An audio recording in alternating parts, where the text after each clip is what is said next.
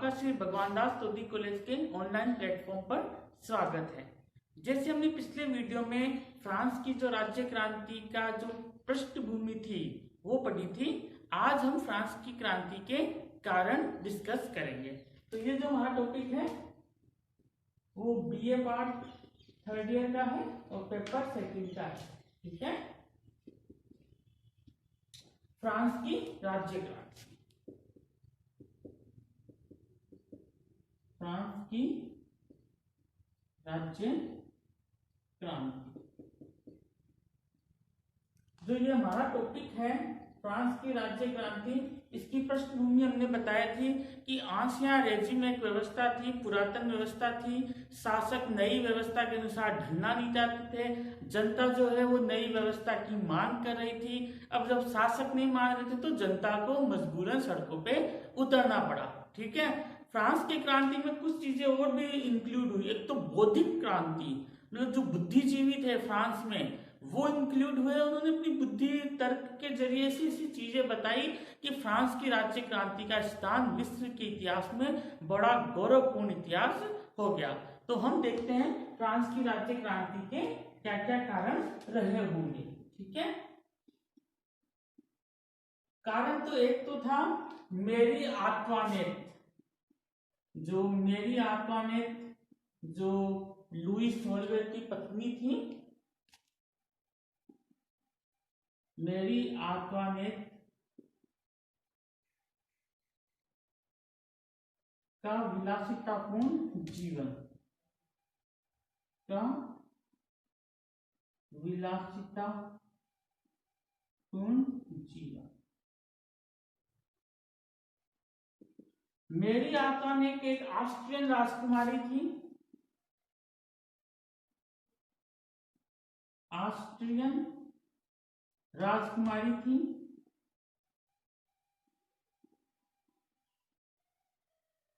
ठीक है, इसकी शादी लुई सोलवे से हुई। लुई सोलवा जो कि धार्मिक प्रकृति का इंसान था, वो दुनियादारी से दूर था, तो वो तो अपने मुकुट को ही कहता था कि ये मुझे चुभता है, मैं इतनी जिम्मेदारी नहीं संभाल सकता।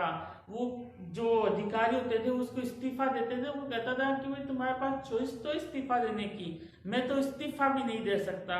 तो वो एक तरीके से बहुत ही भोले भाले इंसान थे। वो राजनीति राजकार्यों में गलत आ गए। वो यदि आम इंसान होते तो बहुत ही अच्छा अपना जीवन और बहुत ही अच्छा आदमी वो बनते, लेकिन वो जिस जगह पे थे वो राजा की जगह थी, तो राजा को इतना ज्यादा उदार और इतना ज्यादा धार्मिक होता है तो वो अपनी क्षेत्र में फ्लॉप हो जाता है। ठीक है, कई लोग बात भी करते थे भाई लुई सोलवे और मेरी आंतवानेट में आपसी संबंध मधुर नहीं है, और मेरी आंतवानेट की कई पुरुषों से संबंध बताए जाते थे। ठीक है, लुई सोलवे की ये पत्नी थी। इनको जो राजनीति की जो समझ थी वो थोड़ी कम थी, क्योंकि लोग जब सड़कों पे जनता उतरी, उन्होंने बोला हमें रोटी चाहिए, हमें रोटी चाहिए, राजा हमारे साथ है, हमें ब्रेड चाहिए, तो उन्होंने से बोला भी आपके पास ब्रेड नहीं है तो आप केक खाइए।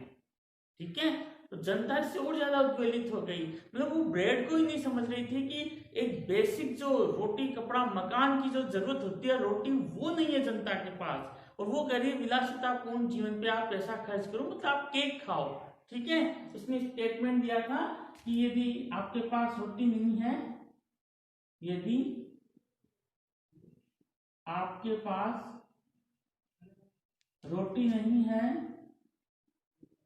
रोटी नहीं है,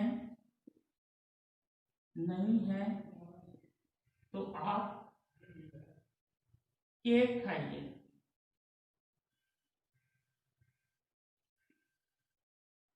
ठीक है, ये एक इनका मूर्खतापूर्ण स्टेटमेंट था जो उन्होंने दिया। उन्होंने बोला कि आपके पास रोटी नहीं है तो आप केक खाइए। ये वर्साई के महलों में रहती थी, वर्साई के महलों में रहती थी। वर्साई के महलों में इनके 18,000 लोग रहते थे, 18,000 लोग, जिसमें 2,000 तो इनके खुद के थे मेहमान, 2,000 तो इनके भाई बंधु, इनके रिश्तेदार, बाकी 16,000 नौकर चाकर थे, 16,000 नौकर चाकर। कितना विलासितापूर्ण वाला इनका जीवन था। वो कहते थे 400 पाउंड खर्चा इस पूरे साल भर में होता था, ठीक है, 400 करोड़ पाउंड, 400 करोड़ पाउंड का खर्चा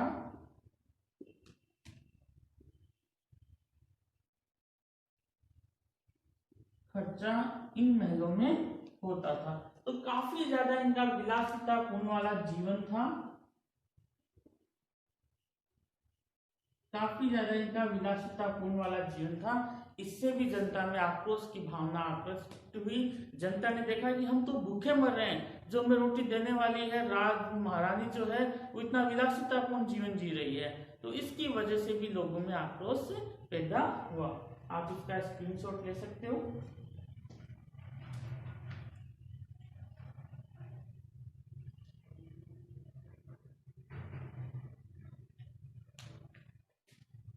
आगे हम चलते हैं, दूसरा कारण हम देखते हैं।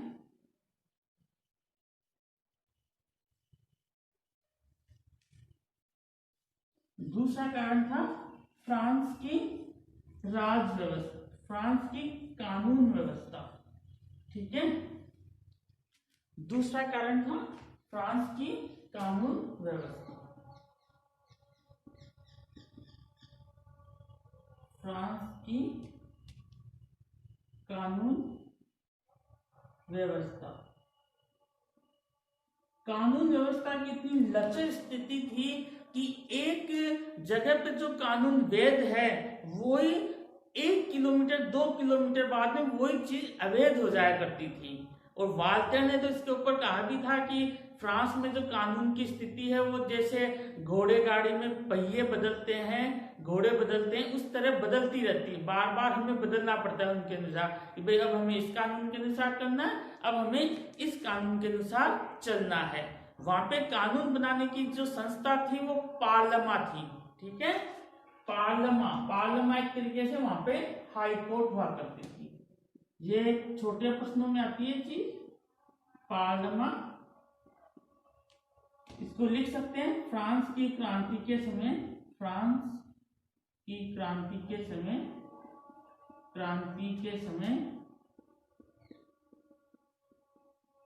फ्रांस की क्रांति के समय कानून बनाने वाली संस्था, कानून का नियमन करने वाली नियामक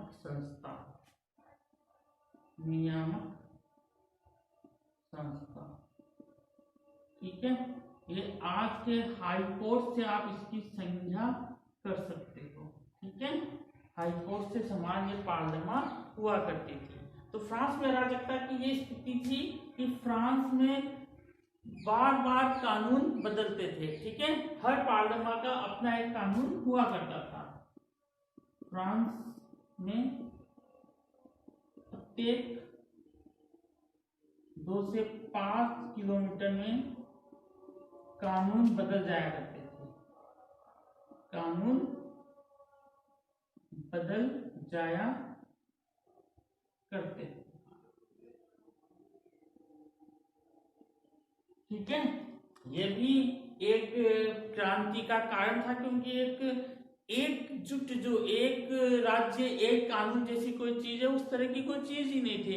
व्यापारी जो थे वो अपने आप में परेशान थे, वो कहते थे भाई किसका कानून माने, और कोई होता था अपराध में कि भाई उस जगह तो अपराधी है, दूसरी जगह वो निर्दोष है, तो आखिर किस चीज का हो। तो उनके अंदर काफी ज्यादा कंफ्यूजन था, काफी ज्यादा अराजकता थी, काफी ज्यादा असंतोष था फ्रांस के लोगों में। और वाल्टेयर जैसे लोगों ने तो स्टेटमेंट भी दिया था कि जैसे घोड़े गाड़ी के पहिए बदलते हैं वैसे फ्रांस में कानून बदल दिए जाते हैं। वाल्टेयर का स्टेटमेंट भी हम लिख सकते हैं, वाल्टेयर वाल्टेर ने कहा था फ्रांस में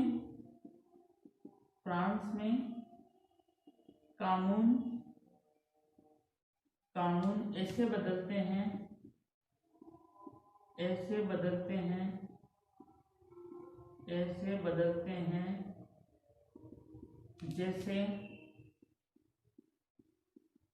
जैसे घोड़ा गाड़ी के बार बार पहिए बदलते हो, बदलते। ठीक है, वाल्टेर ने ये स्टेटमेंट दिया था। ये कानून व्यवस्था के ऊपर, फ्रांस की कानून व्यवस्था के ऊपर ये स्टेटमेंट था। आगे हम देखते हैं इनकी सामाजिक असमानता के ऊपर। ठीक है, आप इसका स्क्रीनशॉट ले लीजिए।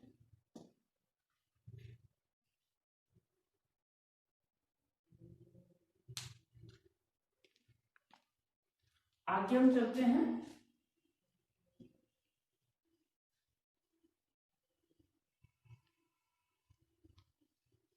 फ्रांस की क्रांति का तीसरा कारण जो था वो था सामाजिक असमानता।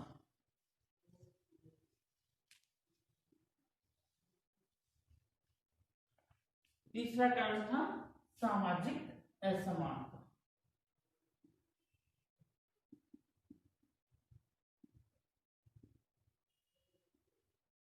सामाजिक असमानता। देखो, फ्रांस में जो क्रांति के समय 3 वर्ग मौजूद थे। 3 वर्ग थे, 3 वर्ग। ये वर्ग हर जगह मिलते हैं। भारत में लोग बताते हैं चतुर्वर्ण एक व्यवस्था थी, वैसे विदेशों में भी इस तरह के वर्ग थे। ठीक है, आप भारत को ब्लेम नहीं कर सकते। पहला तो था पादरी वर्ग, जो कि चर्च से जुड़ा हुआ था। दूसरा था कुलीन वर्ग, जो प्रशासनिक कार्य से जुड़ा हुआ था। तीसरा था जनसाधारण, सामान्य वर्ग। इस वर्ग में चिकित्सक,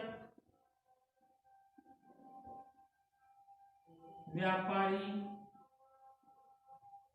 कृषक, मजदूर, ठीक है, इक्कीसी में ज्यादातर जो फ्रांस के जो लोग हैं वो इनमें शामिल हुआ करते थे। तो सामाजिक असमानता इस तरह की थी कि तीनों वर्गों को समान नहीं माने जाते थे, विशेषाधिकार दिए हुए थे। इन 2 वर्गों को काफी ज्यादा विशेषाधिकार दिए हुए थे। विशेषाधिकार प्राप्त वर्ग था ये।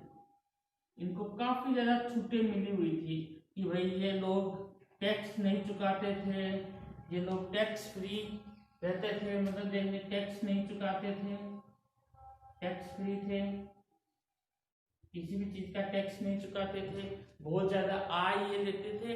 तो कई बार लोग मजाक में कहते भी थे कि फ्रांस में 2 वर्ग है, पादरी और कुलीन वर्ग, वो कुछ नहीं करते हैं, और जो सामान्य वर्ग है, किसान है, उसे सिर्फ टैक्स चुकाना है, वो टैक्स चुकाने के लिए पैदा हुआ है। मतलब ये जो वर्ग थे ये फ्रांस में सिर्फ 20% थे। ठीक है, और ये जो वर्ग था ये 80% था। इस 20% का लालन पालन ये 80% करता था। ठीक है, तो काफी ज्यादा सामाजिक असमानता व्याप्त थी। ये जो वर्ग था इसी के ऊपर फ्रांस की क्रांति का जो मुख्य जो चीज थी वो इसी वर्ग पर टिकी हुई थी। यही वर्ग आक्रोशित हुआ, यही वर्ग असमानता के विरुद्ध आया, इसी वर्ग ने आवाज उठाई कि भाई ये हमारे साथ क्या हो रहा है। जैसे आपको बता दो, सामान्य वर्ग जैसे सामंत वर्ग थे, सामंत वर्ग से निकले हुए थे पादरी और कुलीन वर्ग।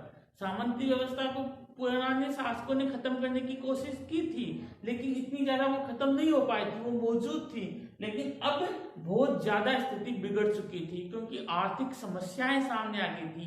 यदि आर्थिक समस्याएं सामने नहीं आती तो हो सकता था इनका काम चलता रहता, लेकिन आर्थिक समस्याएं सामने आ गई तो ये जनता, ये सामान्य वर्ग सड़कों पे आ गया। आर्थिक समस्याओं में हम देखेंगे कि भाई किस तरह से इन सामान्य वर्ग का शोषण होता था। सामान्य वर्ग का शोषण, सामान्य जन साधारण का शोषण। सामान्य जन साधारण का जो शोषण था वो होता था एक तो टाइप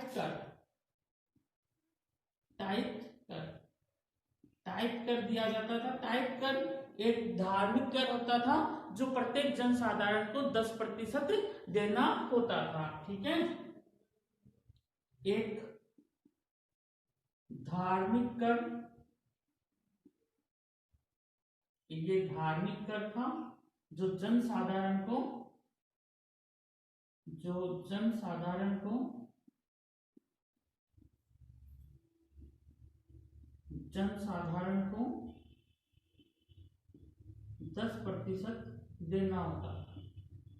देना होता। एक बेगार हुआ करती थी, कोरवी बेगार, कोरवी थी बेगार।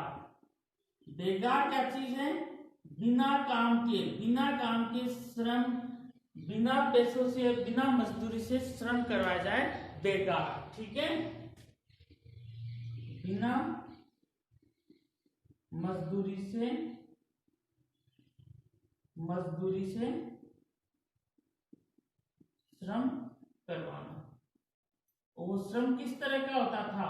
वो श्रम होता था जैसे इनकी भट्टियों पे काम करना, इनकी शराब की पड़ोसने में, इनमें काम में करना, वेटर का काम करना, सड़कें बनाना, कुएं बनाना, इनके खेतों में काम करना, पादरी और कुलीन वर्ग के खेतों में काम करना। इसका कोई पैसा नहीं दिया जाता था। इसको कोर भी बोलते थे कि भी ये कोर भी कर है, आपको ये देना ही पड़ेगा। ठीक है, एक व्यक्तिगत कर था, टीले था व्यक्तिगत कर। इसका मतलब होता है कटौती। व्यक्तिगत कर इसका मतलब वैसे होता है कटौती, मतलब ये कटौती होती ही थी। ठीक है, एक कैपिटेशन कर था। ठीक है, कैपिटेशन फीस जैसे होती है उसी तरह से कैपिटेशन कर था। कैपिटेशन कर टैक्स। एक आयकर था, विनक्त में आय को दिया जाता था, ये विनगत में ये आयकर था, आयकर। ठीक है, मतलब आप देखो सामान्य वर्ग का कितना शोषण हो रहा है। सामान्य वर्ग को ही टाइप कर देना पड़ा है, धार्मिक कर। ठीक है, जो पादरी वगैरह वसूल कर रहे थे, और भी करनी पड़ रही है, बिना मजदूरी से श्रम करवाया जा रहा है उनसे। और श्रम भी ऐसा कि जो इनके काम में आने वाले, खेतों में काम करवाया जा रहा है, इनकी भट्टियों पे काम करवाया जा रहा है, इनके घरों में काम करवाया जा रहा है, सड़कें बनवाई जा रही, मतलब इसका कोई पैसा नहीं दिया जा रहा। ठीक है, टीले कर व्यक्तिगत कर था, कटौती होनी थी। कैपिटेशन कर था, विनक्त में एक आयकर होता था, और एक करोड़ होता था गेबल, वो कर था नमक कर। ठीक है, गेबल था नमक कर। नमक कर क्या चीज थी कि इसमें क्या था, जो 7 वर्ष से ऊपर का आयु वर्ग का जो व्यक्ति है, लड़का है चाहे लड़की हो, 7 वर्ष की आयु प्राप्त जो कर चुका है, उसे 10 पाउंड का जो नमक है वो खरीदना है, और वो भी 10 गुना भाव में। निश्चित था, ये एक तरीके से अनिवार्य था कि आपको इतना तो कर देना ही पड़ेगा। जो भी 7 वर्ष से ऊपर का हो चुका उसको नमक कर बोलते थे, गेबल कर बोलते थे, वो भी 10 गुना भाव में खरीदना आता था। तो जनता ने बोला कि हमारे पास रोटी खाने के पैसे नहीं है। सामान्य वर्ग ने बोला हम नमक खाएं, मतलब नमक कर देना है हमें, और रोटी खाने के हमारे पास पैसे नहीं है। तो आप जनता को कितना दबाओगे, क्योंकि पैसा हमें पता है मेरी आत्मा ने, और जो राजा महाराजा है, जो पादरी वर्ग है, ये विलासिता पूर्ण जीवन जी रहे हैं, और जनता सड़कों पे फिर इनसे टैक्स भी लिया जा रहा है। तो निश्चित रूप से क्रांति की जो पृष्ठभूमि थी, क्रांति की जो आग थी वो बन रही थी। एक चिंगारी की आवश्यकता थी क्रांति को भड़काने के लिए। जनता या तो मरने वाली है या तो वो मरने वाली थी, तो मरने से पहले उन्होंने देखा क्यों ना हम संघर्ष कर ले। निश्चित रूप से मध्यम वर्ग का पहली बार संघर्ष हुआ। तो गेबल कर में, नमक कर में प्रत्येक नागरिक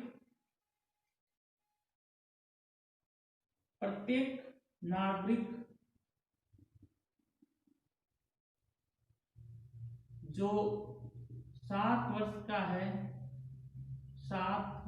है उसे 10 पाउंड का नमक 10 गुना भाव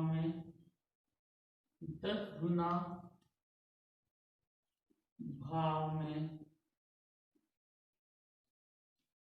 खरीदना होता था।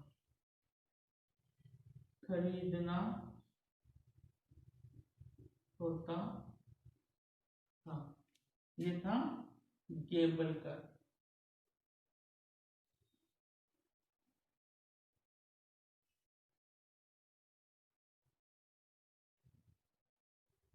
ये था इनका गेबल कर।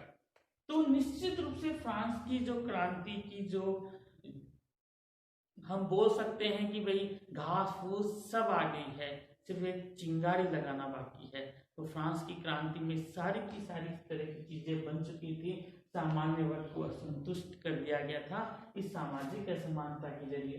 कानून व्यवस्था की हालत बदल रही थी, बार बार विलासितापूर्ण जीवन चल रहा था। तो ये निश्चित रूप से फ्रांस की क्रांति के जो होने के जो कारण थे उनमें हो रही थी। फिर इनको दिशा दी बौद्धिक क्रांति ने, जिसका अध्ययन हम अगले वीडियोज में करेंगे। आप इसका स्क्रीनशॉट ले लीजिए। धन्यवाद।